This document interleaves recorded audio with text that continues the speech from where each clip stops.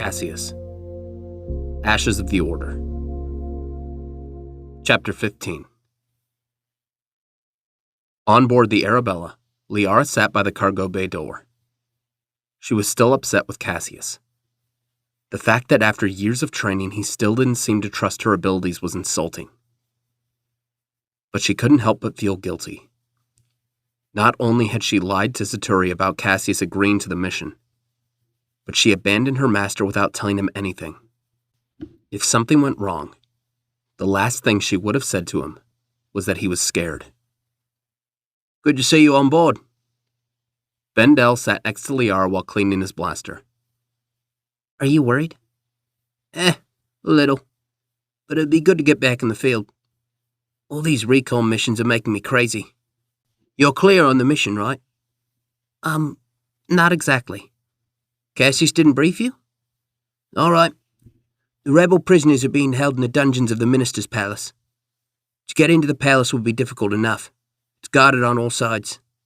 But Saturi's working on something. Once we get in, we'll have to find the dungeons.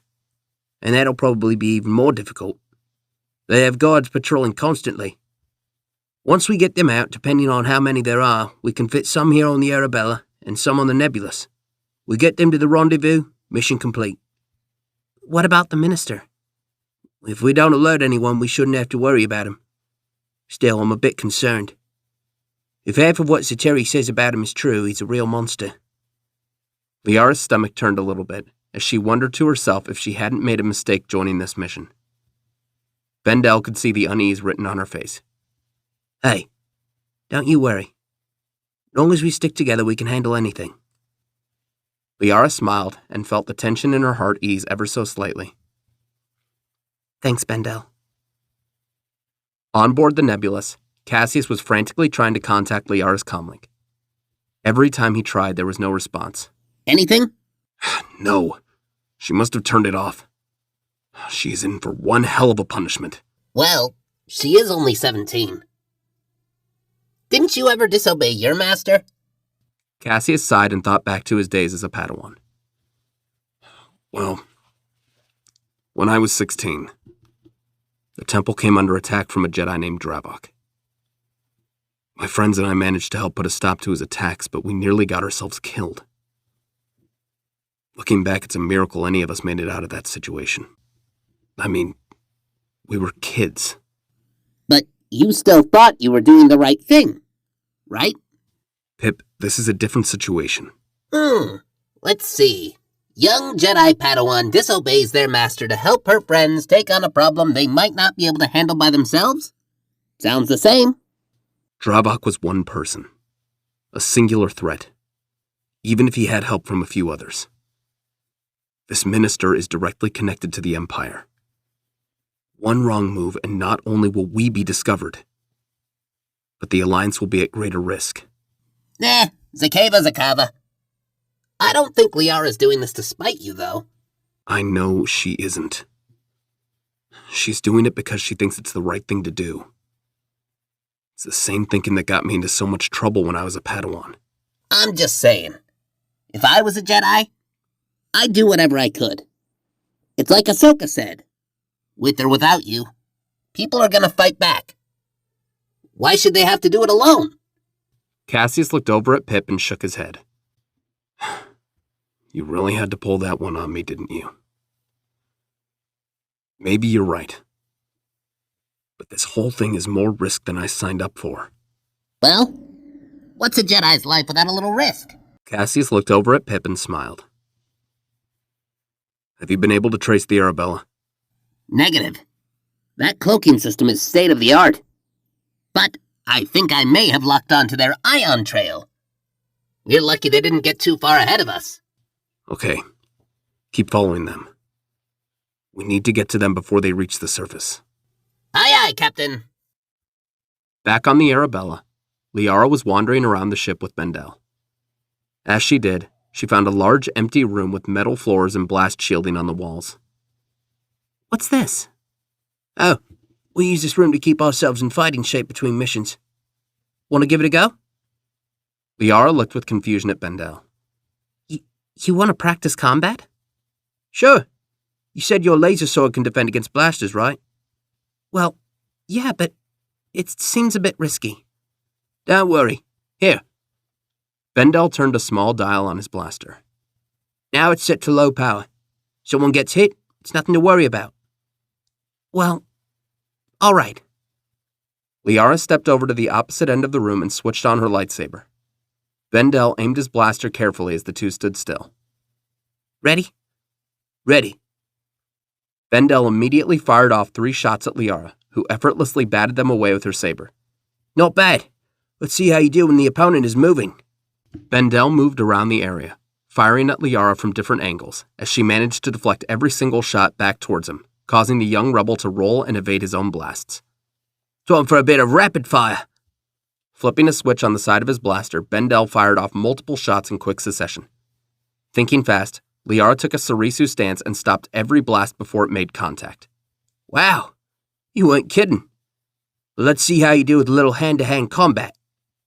Liara smirked and threw her saber aside. Cassius taught me more than just how to fight with a lightsaber. Bendel smiled and took a fighting stance.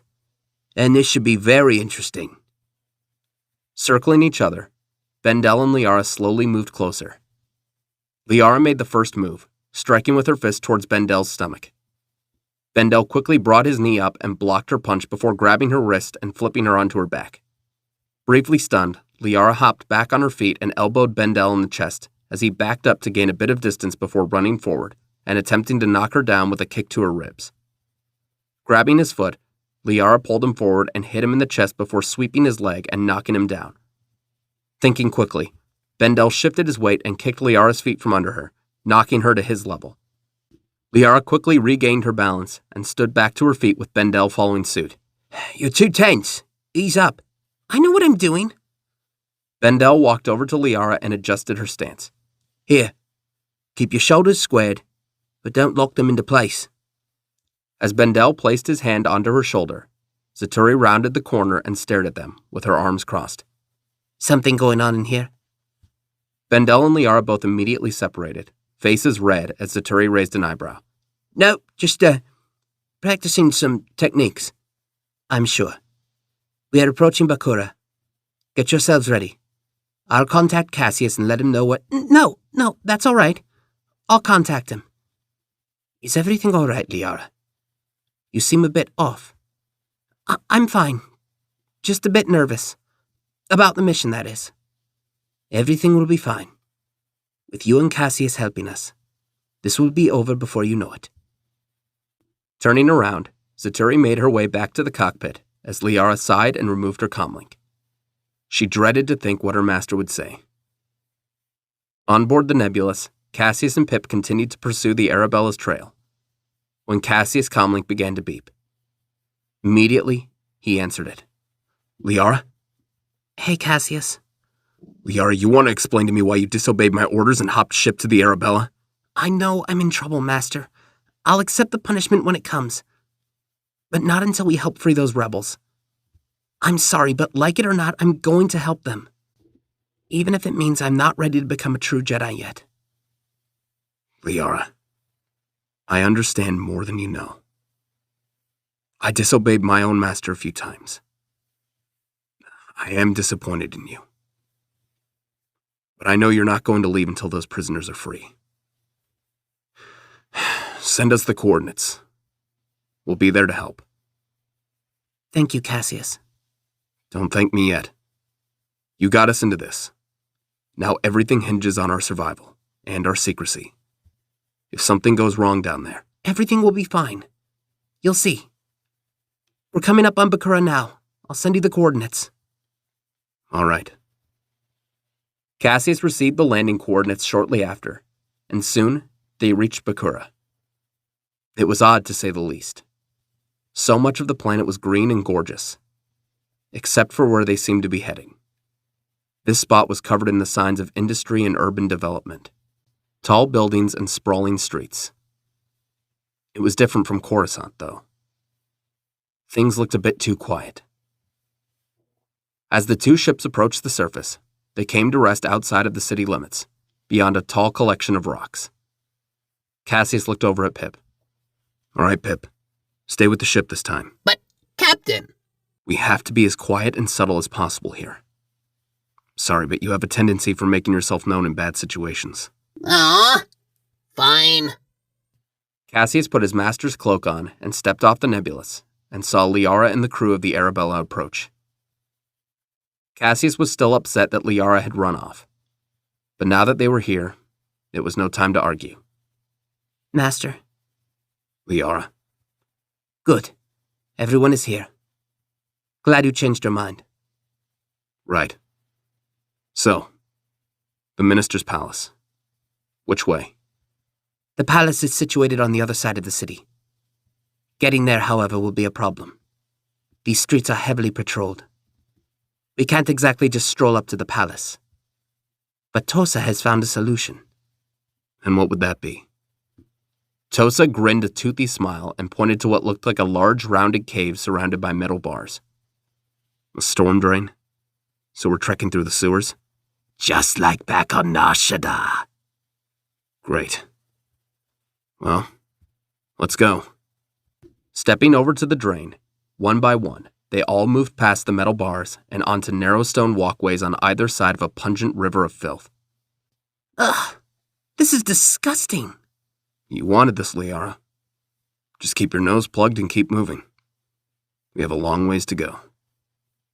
Stepping along the paths, the team began their long trek under the city and towards Tanbin Palace.